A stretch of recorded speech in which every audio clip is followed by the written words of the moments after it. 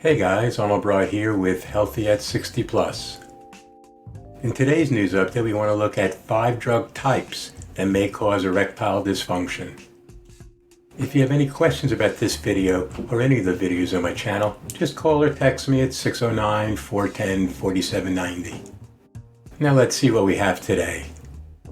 Many medications and recreational drugs can affect a man's sexual arousal and sexual performance. And what causes erection problems in one man may not affect another man at all. Talk to your healthcare provider if you think that a drug is having a negative effect on your sexual performance. Never stop taking any medicine without first talking to your provider.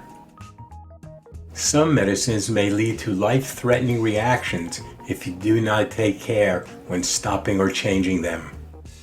The following is a list of some medicine types and drug types that may cause erectile dysfunction in men. A full list of individual medicines and drugs are listed in the article source link in the description below this video. There may be additional drugs other than those on this list that can cause erectile dysfunction. Number 1 is antidepressants and other psychiatric medications. Number 2 is antihistamine medicines, and certain classes of antihistamines are also used to treat heartburn. Number 3 is high blood pressure medicines and diuretics.